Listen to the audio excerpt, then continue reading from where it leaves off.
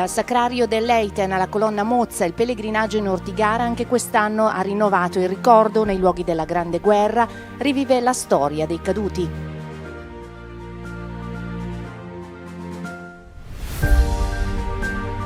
"40 ragazzi del campo scuola nazionale di Enego e una decina di altri coetanei hanno raggiunto la Colonna Mozza in occasione del raduno sull'Ortigara, un'esperienza di memoria, storia e condivisione.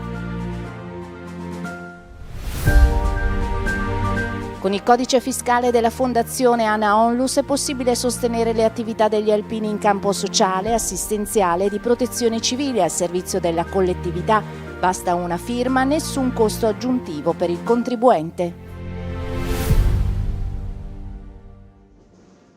È stata festeggiata solennemente l'8 luglio a Milano, proprio nel giorno e nel luogo in cui è nata l'Associazione Nazionale Alpini.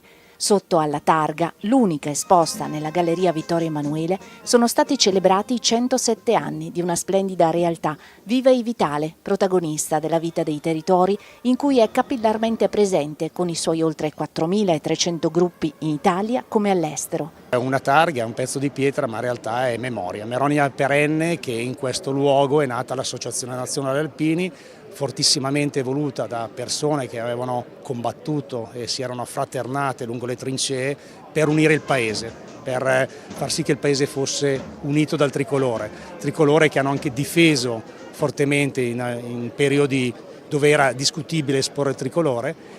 E abbiamo voluto porre anche lì la stessa dicitura che c'è sulla Colonna Mozza, perché dopo la creazione dell'ANA Milano il primo punto di ritrovo fu appunto l'Ortigara, e quindi anche qua è per non dimenticare come facciamo sempre noi alpini, quindi facciamo memoria, ricordiamo i nostri valori, la nostra storia, chi ha dato la vita per il nostro paese perché fosse unito e perché fosse anche libero, e poi facciamo del bene agli altri, quindi ridiamo alla comunità tutto quello che è la nostra forza e quant'altro, fin tanto che riusciremo a farlo. A dispetto dello scorrere degli anni, l'ANA ha mantenuto intatti tutti i suoi valori e tutti i suoi obiettivi. Quello che a me piace sempre ripetere appunto è mantenere fede a quelli che sono gli impegni statutari all'articolo 2, che parla certamente di memoria, di ricordo, soprattutto dei nostri caduti, ma parla anche di attenzione all'ambiente, soprattutto quello montano, e anche e soprattutto parla di solidarietà sia al nostro interno sia soprattutto verso chi ha bisogno, e nelle emergenze gli alpini, e io credo che l'abbiamo visto non solo nelle emergenze, voglio ricordarlo quest'anno anche nelle Olimpiadi e Paralimpiadi, abbiamo risposto presenti, abbiamo dato una mano, abbiamo fatto in modo che la nostra Italia, la nostra gente possa guardare con orgoglio anche queste attività.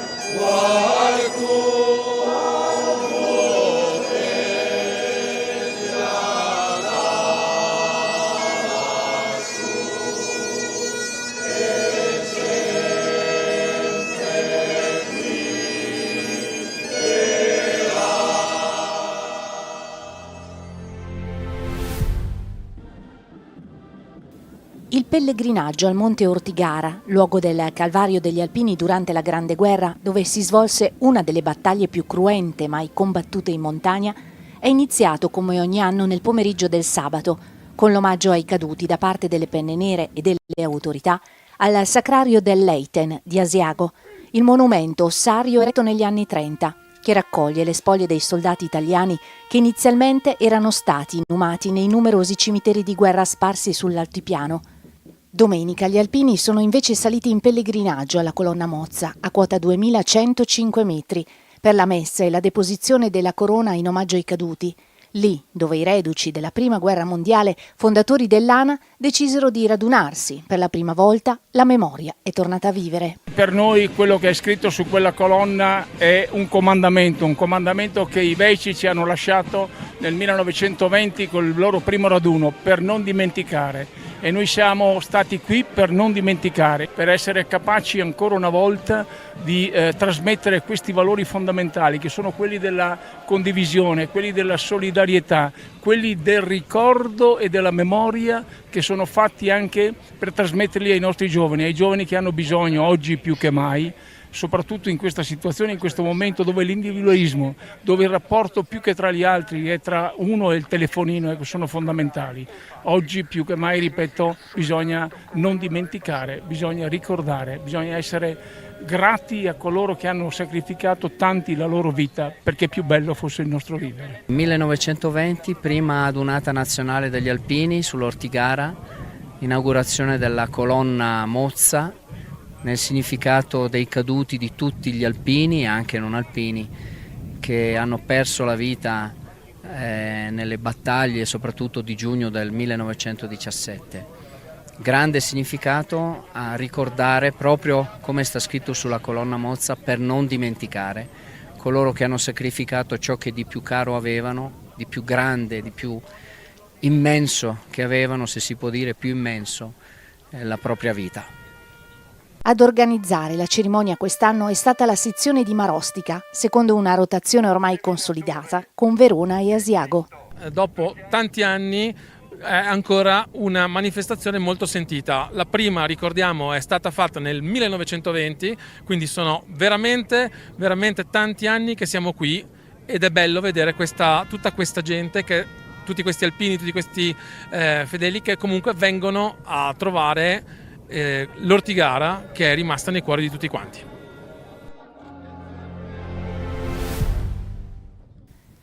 «40 ragazzi del campo Scuola Nazionale dell'ANA di Enego hanno preso parte domenica alla tradizionale salita al Monte Ortigara, raggiungendo la colonna Mozza in occasione della celebrazione in quota dedicata al ricordo dei caduti. La presenza dei ragazzi ha rappresentato uno dei momenti più significativi della giornata, testimoniando il valore educativo del campo scuola, che attraverso esperienze sul territorio promuove la conoscenza della storia, il rispetto della memoria, i valori della solidarietà, del servizio e dell'amore per la montagna. L'idea di portare i ragazzi dei campi scuola qua su un punto storico degli alpini è da un po' che ce l'abbiamo. Purtroppo lo scorso anno abbiamo avuto difficoltà per il tempo, ma quest'anno eravamo veramente molto decisi e i ragazzi hanno accolto questo invito a salire qua su veramente alla grande.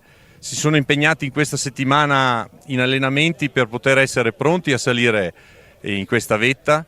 Hanno ascoltato la storia da parte di Giampaolo Marchetti, che è venuto là da noi ieri a spiegargli cos'è l'Ortigara, in modo che nel momento che sono qua su, nel momento della salita, vedano le montagne, ma non le vedano solo come una passeggiata, ma le vedano col valore storico che rappresenta questo luogo per tutti gli alpini. Raggiungere la colonna Mozza, monumento simbolo del sacrificio degli alpini e di tutti i soldati caduti sull'Ortigara, ha consentito ai giovani di vivere un'esperienza che va oltre l'escursione, un percorso di riflessione e consapevolezza nel segno della memoria e della pace. Ho conosciuto gli alpini fin da quando ero piccola perché nella mia famiglia ci sono degli alpini e venire qua su oggi è stata un'emozione indescrivibile, soprattutto perché è molto bello poter ricordare la nostra storia e mandare avanti la memoria. Salire sull'Ortigara mi ha scatenato forti emozioni di amor di patria e anche mi ha fatto riflettere su come dei giovani della nostra età possano aver accettato la chiamata della patria per venire a difenderla. Mi ritengo molto fortunata di essere qui oggi perché non è stata una semplice gita, ma è un momento per non dimenticare tutti i caduti che hanno dato la vita per noi. Ai 40 ragazzi del campo scuola di Enego se ne sono aggiunti altri 10 che dopo aver partecipato ad un altro campo scuola in forma spontanea si sono dati appuntamento per condividere un momento di intensa partecipazione nel luogo simbolo di una delle battaglie più dure della Prima Guerra Mondiale. E questo è un bene, vuol dire che i campi scuola cominciano a dare i propri frutti, i ragazzi ci vedono come alpini, sanno riconoscere dei valori quando questi gli si presentano davanti e quindi dobbiamo dal nostro punto di vista continuare su questa strada, portare avanti quello che sono la storia, i valori di un corpo che da 109 anni continua nel territorio italiano.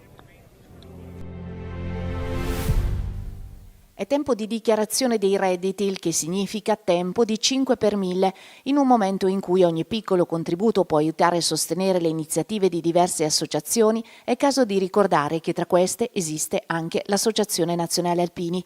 Destinare il 5 per 1000 all'ANA attraverso la Fondazione ANA Onlus è un gesto semplice che non comporta alcun costo aggiuntivo per il contribuente, ma che può fare la differenza nel sostenere attività di grande valore sociale. Si tratta infatti di una quota dell'IRPEF che verrebbe comunque versata allo Stato e che grazie a una semplice firma può essere indirizzata a progetti di assistenza, solidarietà e protezione civile portati avanti dagli alpini.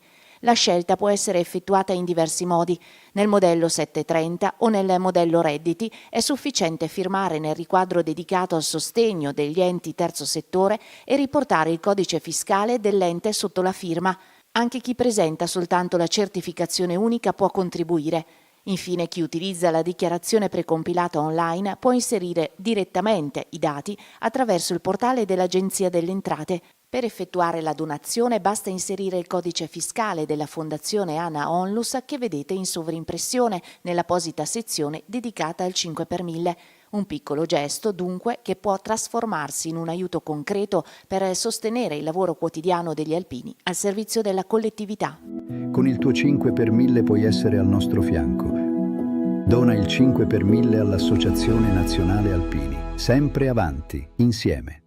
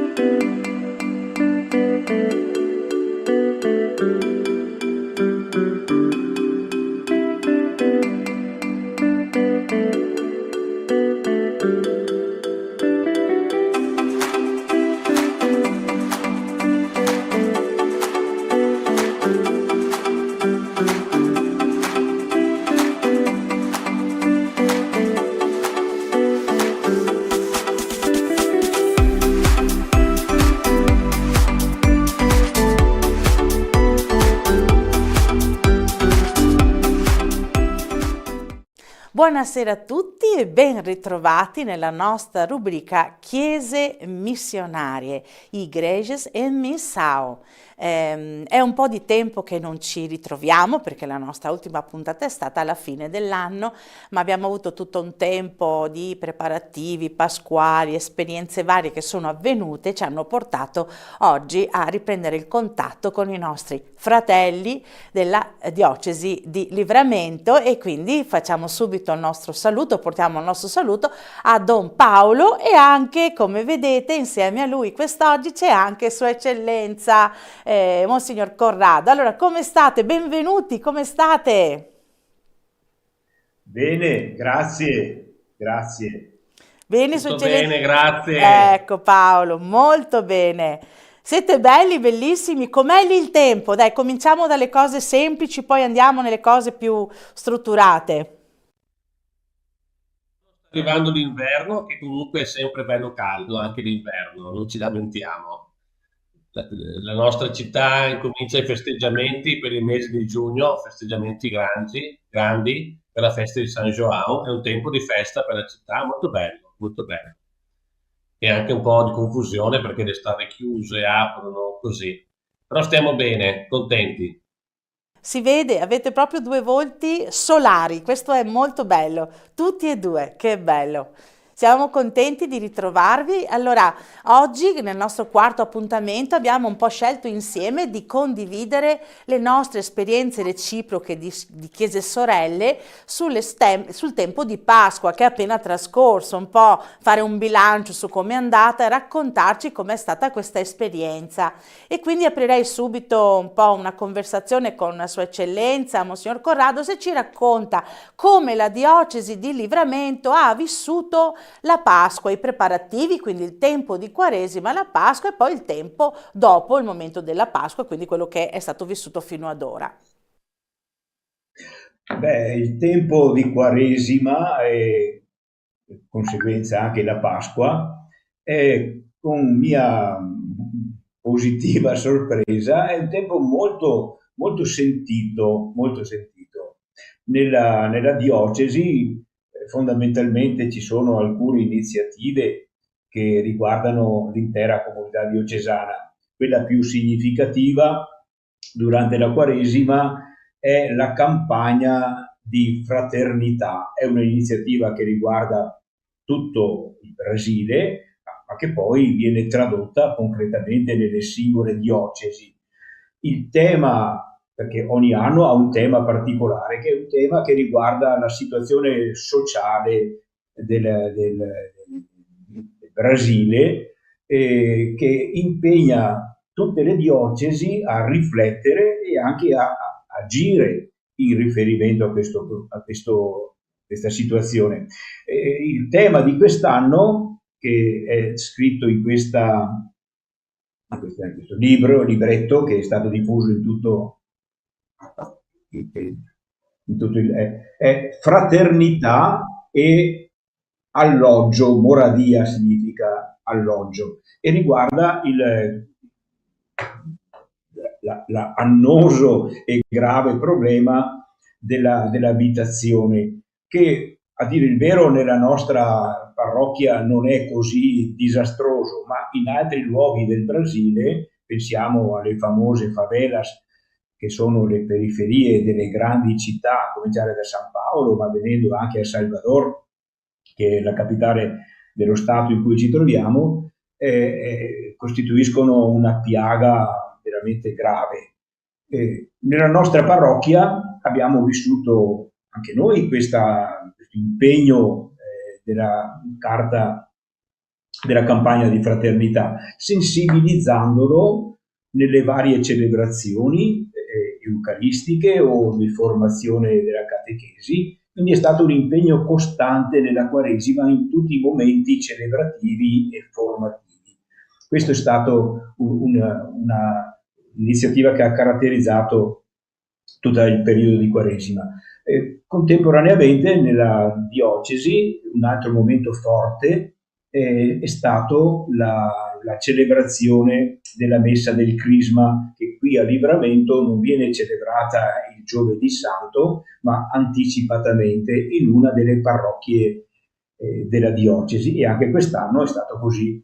Tutti i sacerdoti, naturalmente accompagnando il vescovo, si sono recati in questa parrocchia con un grande afflusso di gente e di persone da tutta la diocesi che ha partecipato solennemente a questa Santa Messa del Crisma, che ho capito essere un appuntamento diocesano particolarmente sentito, vissuto in maniera molto convinta e positiva, un momento forte della Quaresima. Queste sono state le due iniziative generali che hanno caratterizzato tutta la diocesi e che, specialmente la prima, poi si sono concretizzate ovviamente nelle singole parrocchie. È molto interessante questa idea di collegare a un tema sociale, no? La Quaresima, questo è molto interessante. D'altronde anche nella nostra diocesi noi viviamo quella che si chiama la Quaresima di fraternità, che però, come dire, è più legata alla dimensione dell'animazione missionaria, però fa riferimento anche qui alla possibilità di venire incontro a delle fatiche inerenti o legate a chiese che sono più in difficoltà, per cui noi l'associamo in genere a dei progetti di solidarietà abbastanza strutturati e quindi finalizzati proprio a sollevare situazioni di fatica. Quindi anche qui c'è un impegno sociale un po' più legato alla globalità, diciamo così, più che alla diocesi, all'intradiocesi, quindi anche questo è molto bello. E qui in Italia, voi sapete, qui in diocesi di Vittorio Veneto abbiamo accompagnato la Quaresima con il libretto Sappiatevi amati, che è il libretto prodotto certo dal centro missionario ma ha una valenza diocesana, viene diffuso in tutte le parrocchie e offre uno spunto. Quest'anno ha preso come spunto la Dilexi Te, che è l'ultima nota del nostro, la prima diciamo lettera del nostro nuovo Papa, scusate, che tra l'altro abbiamo accompagnato in quest'anno, in questo suo primo anno di vita insieme a noi. E tra l'altro la Dilexi Te è proprio un'enciclica particolare, attenta al cuore, all'amore, ma in particolare anche ai poveri, quindi proprio alle fatiche degli ultimi. Chiederei adesso a Don Paolo, padre Paolo, di invece dirci com'è stata in Tagnassù. Sì, faccio confusione Paolo perché tra padre che si dice qui, padre, dom per dire vescovo, ogni volta vado in confusione, devo riconnettermi, sono sempre io. Però Paolo, raccontaci a Tagnassù invece la parrocchia, le varie comunità, come hanno vissuto questo tempo?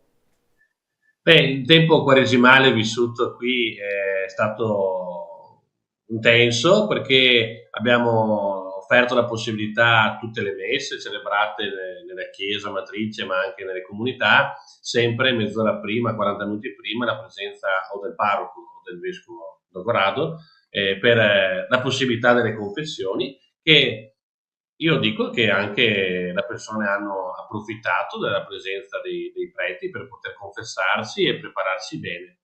Non manca ogni anno la grande celebrazione penitenziale, fatta nella chiesa matrice, dove c'è una celebrazione per la confessione, e anche noi andiamo ad aiutare le altre parrocchie vicine per le confessioni della chiesa matrice, momento penitenziale forte. Poi i progetti,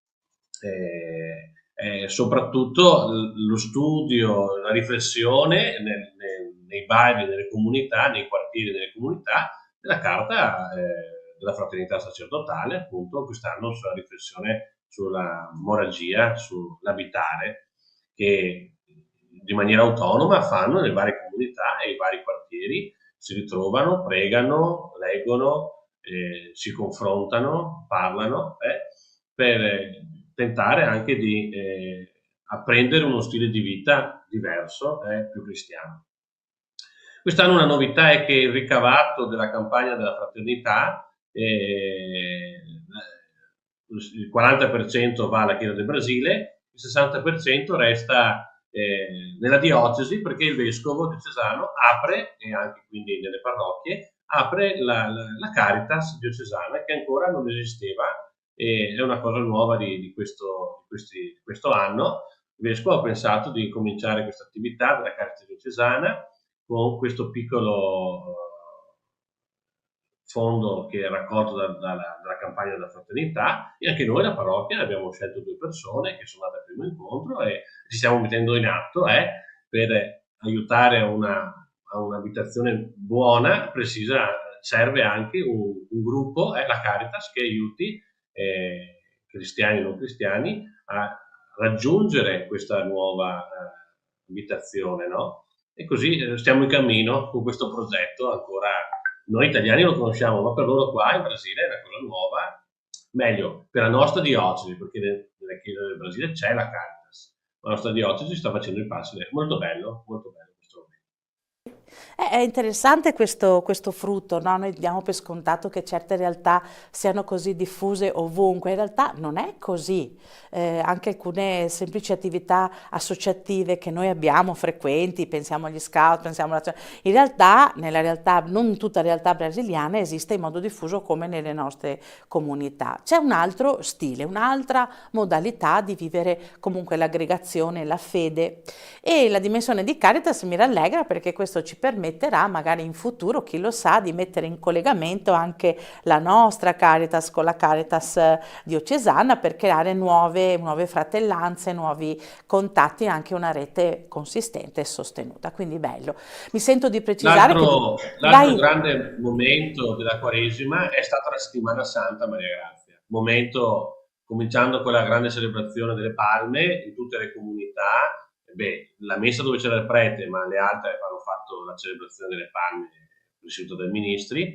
Tutti hanno cominciato con con la Domenica delle Palme, hanno vissuto bene il Triduo Pasquale. È un momento che preparano, che vivono, momento importante della Pasqua, che le comunità vivono di maniera partecipativa, qua nella Chiesa Matrice molto, ma anche nelle altre comunità, e veramente è stato bello celebrare i Giorni Santi insieme con le nostre comunità, dove almeno io respiro che c'è un desiderio, ecco, di incontrare Dio, di essere liberati e di fare esperienza di vita nuova. Il Triduo si è, diciamo, celebrato nella Chiesa Matrice, giusto? Quindi a Tagna Su. E le No, comunità tutte le convergevano? comunità, Come funziona? tutte le comunità celebrano il Triduo. Quando c'è il prete è con la messa, se no le comunità si arrangiano, In c'è il autonomia. ministro della comunità che celebra la liturgia del Triduo. No, tutte come si chiama, la lavanda dei piedi, il bacio della croce e la notte della Pasqua col cielo pasquale, sì. È bello, molto bello. Molto bello. Quindi voi siete rimasti, avete girato qualche comunità in particolare, anche non so, Sua Eccellenza, avete colto qualche particolare che vi ha colpito? Noi abbiamo servito di più la Chiesa Matrice e la comunità di Sussuarana. Il vescovo andava a Sussuarana, io nella Chiesa Matrice. Però il giorno di Pasqua abbiamo celebrato la messa di Pasqua anche in altre comunità, non solo nella Chiesa Matrice e nella comunità di Sussuarana, ma anche in altre comunità più piccole. Sì, così. Avete qualche aneddoto, qualche particolare storia che vi ha colpito, qualche relazione, qualche evento significativo del Triduo che vi ha un po' toccato? Io posso dire che mi ha colpito particolarmente la celebrazione del Giovedì Santo sera con la lavanda dei piedi, fatta con molto ordine, con molta calma, ma anche le altre celebrazioni, proprio celebrazioni che sono anche complesse, ma svolte in maniera ineccepibile. Mi ha proprio positivamente colpito questa precisione, questa dignità celebrativa della liturgia, almeno nella comunità dove sono andato. Io sono andato nella comunità di Sussuarana, ma penso che la stessa cosa sia stata qui dove è celebrato Don Paolo, a Tagna Su. Possiamo dire che c'è un'intensità, ecco, in questi momenti, c'è un'intensità, la gente sceglie, vuole partecipare e viene e partecipa con profondità. Dopo ci sono, per esempio qua nella Chiesa Matrice c'erano i bambini con le candele per la processione, sai come sono i bambini, fanno le loro robe, però soprattutto anche lavando i piedi questi uomini di età diverse, giovani, anziani, che noi, almeno dove ero io cappellano, erano più bambini che facevano la lavanda dei piedi. Vedere gli uomini che fanno la lavanda dei piedi è un segno molto forte, anche di gente che conosci, che fa il muratore, gente che conosci, che vedi nella strada e che dici: guarda qua, è lui oggi. No, è un momento molto intenso. Sicuramente dopo il Venerdì Santo, il bacio della croce, come da noi in Italia, la gente viene per vivere questo atto di adorazione con fede. È un momento importante, un momento bello. Bello. È stato bello vivere la Pasqua anche quest'anno. Bello. Allora, per i brasiliani che ci stanno ascoltando, raccontiamo anche un po' che cosa sta avvenendo, cosa è avvenuto qui nella nostra diocesi, quindi anche qui c'è una forte concentrazione nelle parrocchie di vita, e anche per il nostro tempo è un momento di discernimento. Insomma, noi in genere lavoriamo meglio, attiviamo delle riflessioni relative alla conversione, e il Papa ci ha aiutato con una lettera dedicata proprio, 3 parole ha usato: conversione attraverso digiuno, l'ascolto e il farlo insieme, quindi la cooperazione, la condivisione. E queste 3 parole hanno accompagnato questo tempo. Io sono rimasta piacevolmente colpita perché, per esempio, noi abbiamo questo calendario quaresimale per cui ogni giorno c'è un brano, viene richiamata, c'è una paginetta dove si richiama il Vangelo del giorno, un piccolo accenno alla Dilexit è una preghiera finale, e abbiamo da quest'anno utilizzato, da qualche anno insomma, stiamo utilizzando la modalità WhatsApp, quindi tutte le mattine mandiamo un messaggio alle persone. Quest'anno abbiamo raggiunto con queste allora, solo io personalmente ho raggiunto più o meno 700 persone, ma a loro volta queste persone postavano, comunicavano, e questo nuovo stile, anche se vogliamo, no, di trasmissione del Vangelo, di evangelizzazione, che è più che altro legata al web ovviamente, però è stato molto sentito, ecco, le persone aspettavano il messaggio per poter sintonizzarsi e ascoltare la parola. Questo è molto bello, non è, insomma, vuol dire, non è scontato, perché noi viviamo in un tempo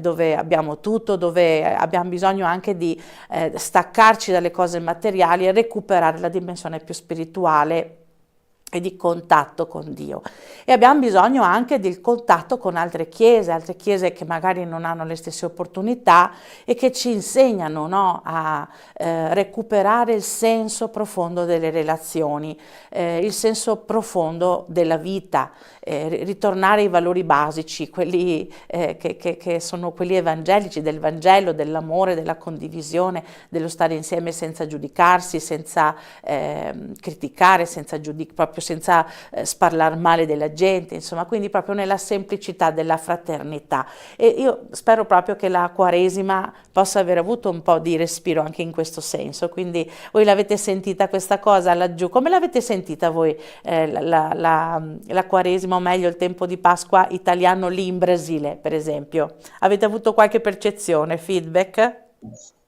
Beh, io ero uno dei 700 che riceveva il tuo messaggio, Maria Grazia, ecco, ogni mattina. Anche Don Corrado. Anche Don Corrado. Anch'io. Abbiamo accompagnato questo momento. Dopo, devo dire la verità,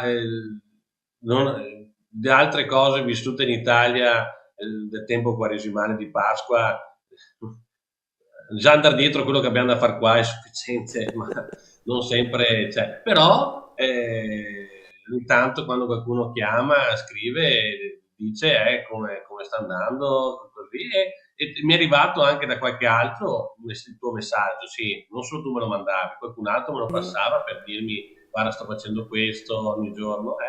Vedo che questa modalità del messaggio con un pensiero, di riflessione, una parola del Vangelo, anche qui in Brasile è vissuto da molti. Ci sono persone che lo fanno liberamente loro, condividono ogni giorno con gli altri, ma ci sono anche dei messaggi che arrivano. È una modalità che sta. Io penso che sia anche bello.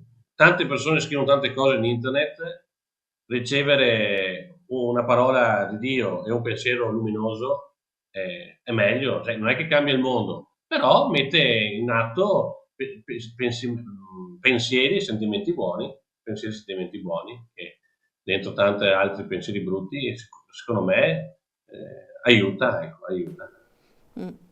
Grazie, mi hai fatto venire in mente che effettivamente il messaggio raggiunge molti popoli, perché essendo un po' legata alle missioni arriva in Mozambico, arriva in Congo, arriva un po' a tutti i contatti che abbiamo, quindi si diffonde. Mi ricordo che c'è un vescovo del Mozambico, Padre Osorio, che noi abbiamo conosciuto come Padre Osorio, che ora è vescovo, che mi dice mandameli che così li traduco in portoghese e poi li diffondo nella mia diocesi. Quindi voglio dire, anche piccole perle che aiutano noi fratelli, no? Perché dobbiamo ricordarci che la nostra Chiesa è unica, non è che c'è Vittorio, Livramento, c'è il Mozambico, Maputo, siamo un'unica Chiesa, siamo un unico corpo in Gesù. Gesù non ci vuole separati, Lui ci pensa tutti uniti, e per questo ha senso anche la condivisione tra chiese, che non è semplicemente un ti do qualcosa, è che noi siamo veramente come una mano e un piede nello stesso corpo, quindi non possiamo vivere separati. E penso che la nostra esperienza missionaria ci aiuti, ci debba aiutare in questo senso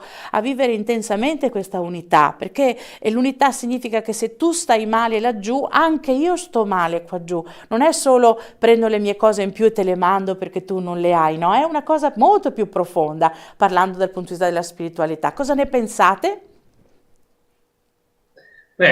Sicuramente la missione è vivere insieme condividere la vita, aprirsi a vivere una fraternità diversa. Dovrebbe essere, ecco, questo sentimento, se c'è una parte della Chiesa o anche un'umanità che soffre, io devo sentire questo sentimento. Come al contrario, c'è una parte che sta nell'allegria, io vivo dall'allegria della Chiesa. Sai, questo che stiamo preparando adesso, non so, io anticipo un momento, ma l'interscambio che vivremo tra la Chiesa